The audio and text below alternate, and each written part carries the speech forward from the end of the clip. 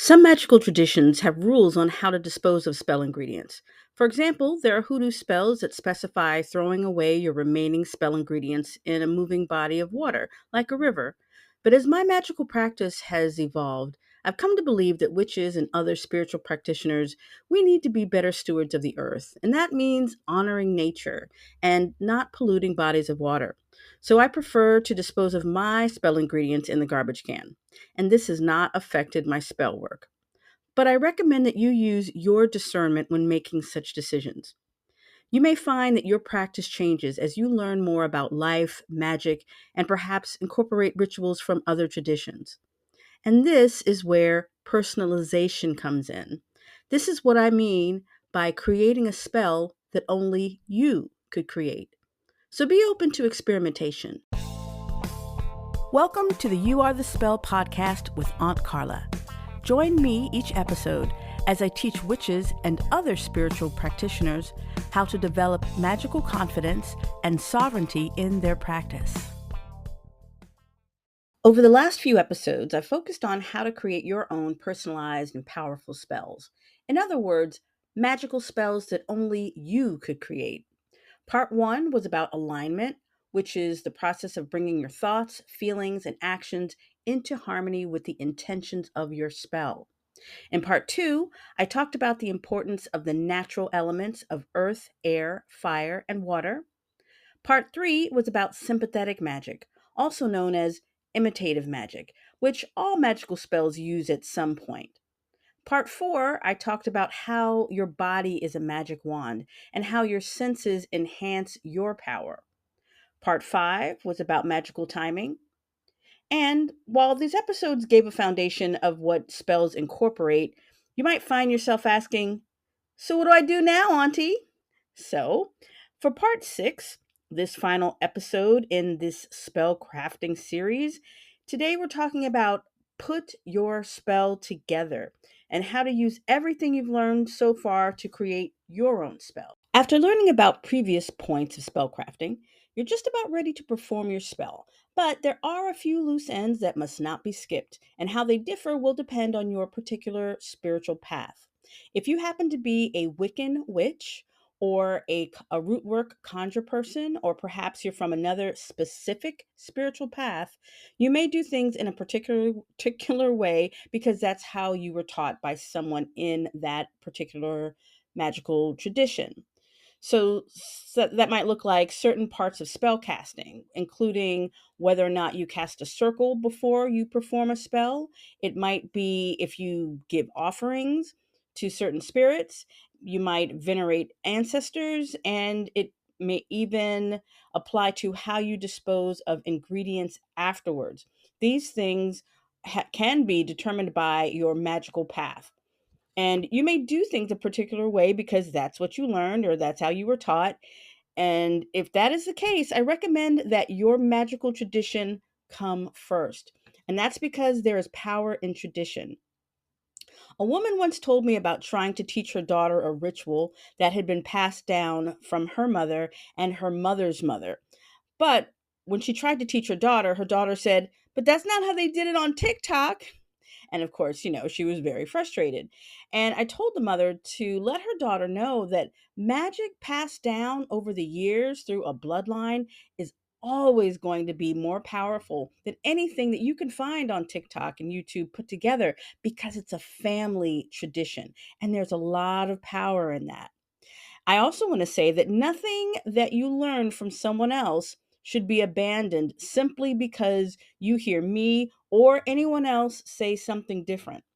To have discernment is to have the ability to make the right decisions regardless of the information being presented or the person who is presenting it. So if you decide to try something new or different, make sure that your reason makes sense. Another example of an established magical tradition is Florida water. It was originally created as the first American mass produced eau de cologne for men and women in 1808. And over the years, this citrus based cologne became known as a spiritual potion, spiritual cleanser that people used for cleansing themselves and their magical spaces. As many perfumes and colognes have come and gone in and out of fashion over the last 200 plus years, the recipe for Florida water has remained the same. And it's become an important tool in many a witch's toolbox. And that is the power of magical tradition. Another magical tradition is the use of angel numbers or numerology. If certain numbers are meaningful to you, you can find a way to incorporate them in your ritual, such as the number of herbs used or carving an angel number like 888 into your spell candle. Each number from 0 to 9 has a meaning, and you can choose numbers that correspond to your intention, such as the number 2 for partnerships. Perhaps you've always been an eclectic witch. You've taught yourself everything and you use a little of this and a little of that for your rituals. And you've learned various things by reading books. So your rituals may be kind of like a collage of methods, depending on whatever ideas your intuition sends you. And that's cool.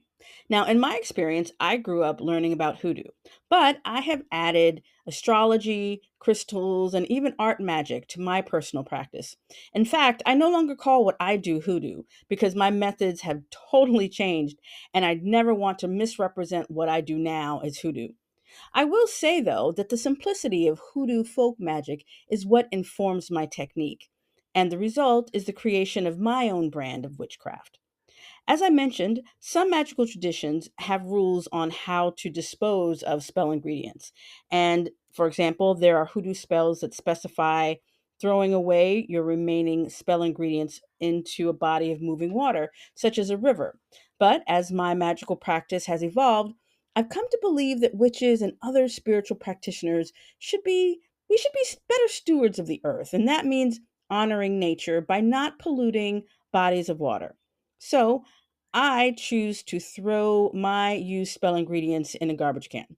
And this has not affected my spell work at all. But I recommend that you use your discernment when making such decisions. As Maya Angelou says, when we know better, we do better. So you may find that your practice changes as you learn more about life, magic, and perhaps incorporate rituals from other traditions. And this is where personalization comes in. And this is what I mean by creating a spell that only you could create. So be open to experiment. When you're ready to perform your spell, an important part of your ritual is your intention letter. It's sometimes called a petition letter. An intention letter can take many forms, but the main idea is that it represents your desired outcome. Some people like to write an incantation that rhymes, something that's fun to say, is easy to remember.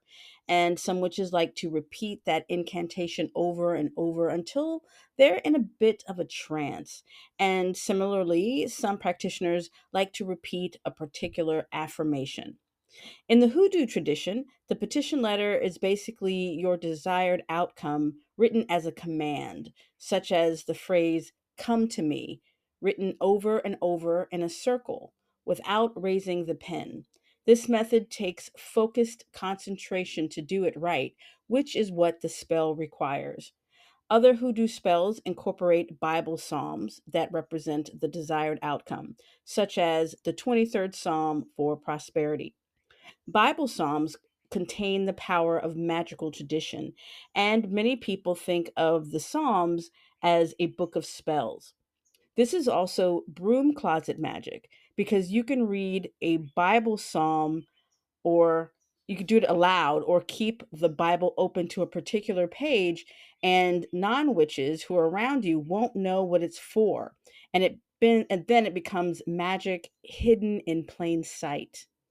Another method you might try is to write a petition letter, affirming your desired outcome in present tense as if you already have it.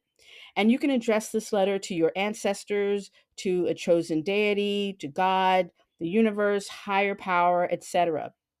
And if none of those feel right, you can just begin your petition with, I am so happy and grateful to receive blank, and you can give a little more specific information as you wish.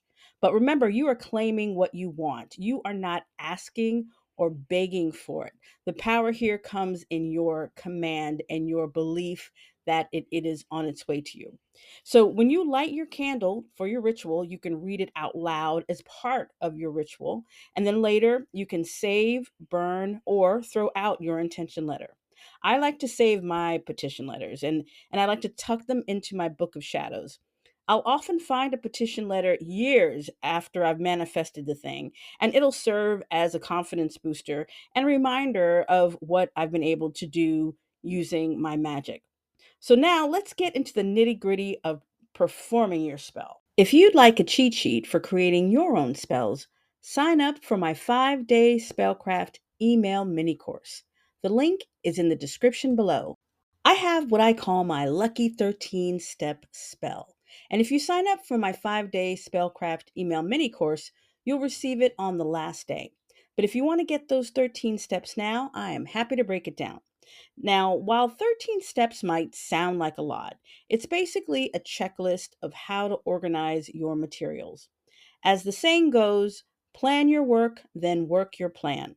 Having a checklist enables you to decide how you'd like this spell to go ahead of time. So you don't have to stop in the middle of things because you forgot something. Now, you might even do the steps in a different order than how I teach them, and that's fine. Some steps, such as natural elements or magical traditions, you might even skip altogether. The main thing is that you choose how you want to proceed with each individual step. All right, let's go. So, step one, set your intention.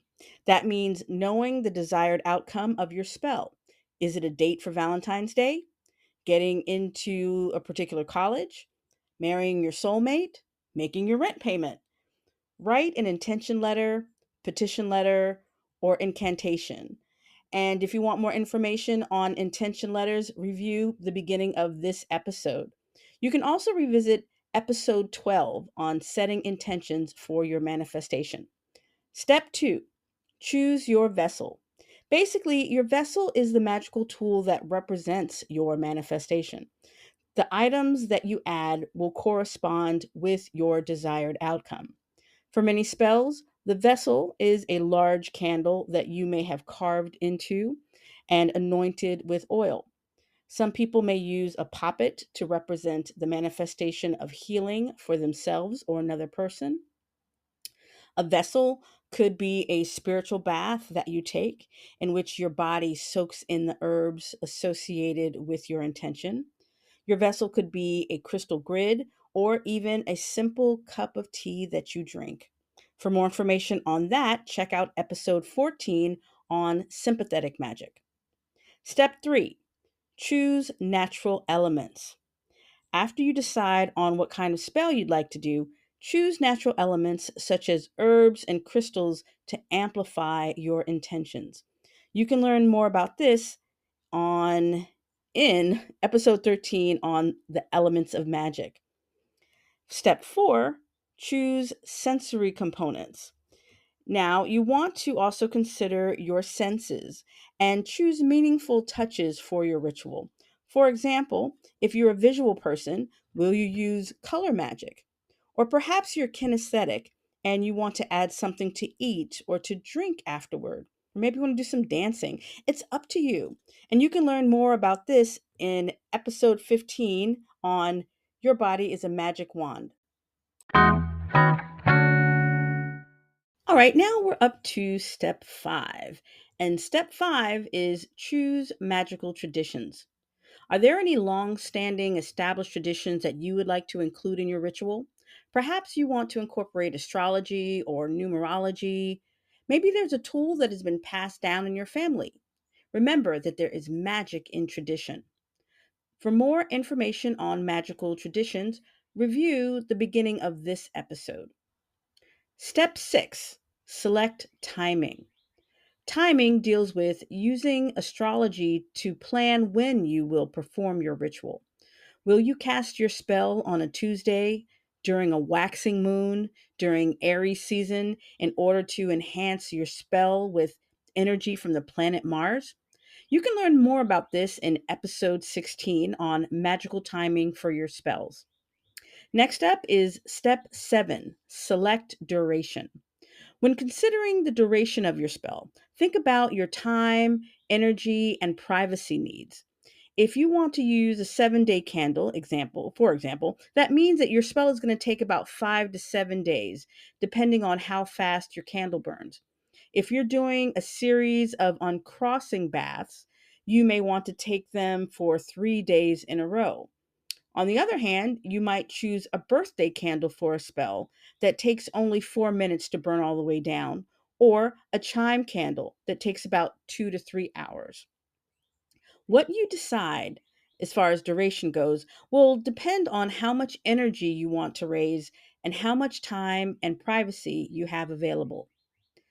Next up, step 8, gather your items. Personally, I think it's a good idea to have all of your spell items at least a day before you plan to do your spell. Shopping for ingredients is also part of your spell and it requires your energy. There are times when I've come home with all my ingredients, but then I was too tired to do the spell. So it's okay to gather things here and there. But if you have to do a big shopping day to get all of your candles and herbs and crystals, etc., that's fine too. Maybe though you'll be able to take a quick nap before your ritual if you're tired. Next up, step 9, perform cleansings. Once you have all of your ingredients, it's time to cleanse yourself, your sacred space, and your ingredients. You can use sacred smoke such as garden sage, rosemary, and even lavender. If you're unable to burn things in your home, you can also spray, sprinkle, or spritz liquids such as Florida water, holy water, rosemary water, or another spiritual cologne. And another way to cleanse is with a singing bowl to give your items what they call a sound bath. Ta-da! Now we're up to step 10, which is perform your ritual. This is when you get in front of your altar or other sacred space and you light incense and an altar candle. I call this altar candle my work light, as lighting it lets spirit know that I'm about to get to work. So take a moment after you've lit your altar candle. Take a moment to breathe deeply and get still. Ground yourself and prepare to begin. If you have chosen a 7-day candle as your vessel, anoint it with the oil of your choice. If you'd like to learn more about candle magic, I recommend that you check out my Candle Magic Masterclass. If you're creating something like a charm, this would be the time when you would put it together. If you're taking a spiritual bath, then this is when you add your herbs, get in the bath water, and visualize your desired outcome. The ritual is where the main part of the magic happens. Step 11, release your ritual and give thanks. Believe it or not, performing your ritual is a big step, but it is not the last step. Once you have lit your candle and said your piece, the active part of the ritual is over. After you've gotten out of the bathtub and imagined obstacles running down the drain, the active part of the ritual is over. After you have eaten your meal or drank your tea, the active part of your ritual is over. What you want to do next is release the magic so that it can do its work. You can thank God, your ancestors, the universe, whatever deity that you might be working with. You might play music or ring a bell. And you close your ritual with a parting word or phrase, such as Amen, or and so it is, or so mote it be, or simply, it is done. Step 12, dispose of your materials. After performing your ritual, it's time to clean up. If you follow a spiritual tradition with with a specific rule for ingredient disposal, proceed as usual. If your spell is for baneful magic, however, immediately dispose of those items away from your home and yard. Anything that's left from your candle or your incense can be thrown away. So if you have any leftover salt, you can make witch's black salt by adding incense ashes, charcoal, or black pepper. And black salt can be sprinkled around your home for protection and breaking hexes. If you're using herbs that are left over, any of those leftover herbs can be recycled in your compost or thrown away in the garbage. And if you're using candles in your ritual, be sure to exercise fire safety. Step 13: reflect, review, and repeat. After you have completed the ritual, keep a record of it in your magical journal, also known as your Book of Shadows. Write down the results of any divination that you might have done beforehand. Write down the date, the astrology, meaning the timing, the ingredients you used, etc., as you may want to remember that information in the future. If you have any related dreams after your ritual, write them down. If you get any hunches to do anything that's related to your desired outcome, to call someone or go somewhere, follow those hunches immediately. If you receive any kind of intuitive messages or divine downloads, write them down, even if they don't make sense. Also, stay on alert for any signs related to your desired outcome. Look for signs that things are happening and write them down. Put your expectant energy on finding clues that your manifestation is coming. And if you feel like you want to do another spell, give it an entire moon cycle. In other words, wait a month before doing it again. You may want to try a different spell or different ingredients or different timing. And remember that sometimes some things that you want take a lot longer than one moon cycle, but keep your eye on the prize. Now, if you don't get what you want, always look for the lesson because there's always a lesson to learn and you want to know what it is. Sometimes after doing a spell, you might realize that you don't want what you thought you wanted after all. And that is a valuable lesson that you might not have gotten had you not decided to do that spell.